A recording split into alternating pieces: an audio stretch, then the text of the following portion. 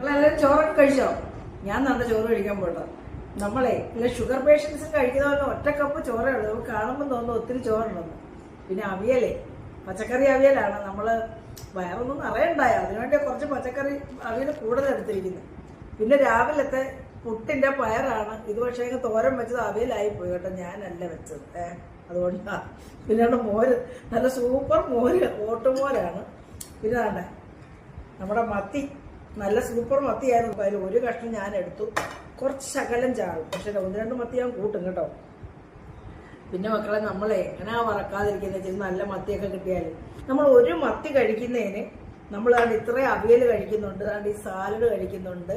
അപ്പം നമ്മൾ പച്ചക്കറി, നമ്മൾ ഇറച്ചിയായാലും മീനായാലും വറുത്ത് കഴിക്കുമ്പോൾ നമ്മൾ അതിൻ്റെ കൂടെ പച്ചക്കറിയും സാലഡും ഒക്കെ ആഡ് ചെയ്ത് കഴിച്ചാൽ മതി. അപ്പം നമുക്ക് കൊളസ്ട്രോൾ ഒന്നും ഉണ്ടാവത്തില്ല കേട്ടോ. അല്ലാതെ ഉണ്ടെങ്കിൽ ഇറച്ചി മാത്രം കഴിക്കൂ, മീൻ വറുത്തുണ്ടെങ്കിൽ മീൻ വറുത്തതേ കഴിക്കൂ, അങ്ങനെ ഉണ്ടെങ്കിൽ നമുക്ക് പ്രശ്നമാണ്. അപ്പം നമ്മൾ ഇതും കൂടെ ഒക്കെ കൂട്ടി കഴിച്ചാൽ നമുക്ക് കൊളസ്ട്രോൾ ഒന്നും ഉണ്ടാകത്തില്ല. പിന്നെ ഒരു മത്തിയൊക്കെ ആയിരിക്കും, ഒരെണ്ണേ കഴിക്കത്തില്ല. പിന്നെ പാറുവിന് ഈ മുട്ട വേണോ, മറ്റേ പട്ടിക്കൊക്കെ ആയിരുന്നു ഞാൻ കൊടുത്ത് നമ്മുടെ രസമൊക്കെ. അപ്പോൾ അവൾക്ക് വേണമെന്ന് പറയാൻ ഇങ്ങനെ മുട്ടയും പൊരിച്ചു. അപ്പം ഞാൻ കഴിക്കട്ടെ മക്കളെ, ഒത്തിരി സംസാരിച്ചോ? അപ്പം ശരി കേട്ടോ. അപ്പം ഞാനത് അവിടെ മോര് നല്ല ടേസ്റ്റായി, ഓട്ടുമോര്, പുളി അധികം ഇല്ലാത്ത കേട്ടോ. അത് നണ്ടി അവിയലും കൂട്ടി കഴിക്കുകയാണ്. മീൻ നണ്ട ഞാൻ ഇങ്ങനെ ടച്ച് ചെയ്തോളാണ് ഇങ്ങനെ. ശരി മക്കളെ.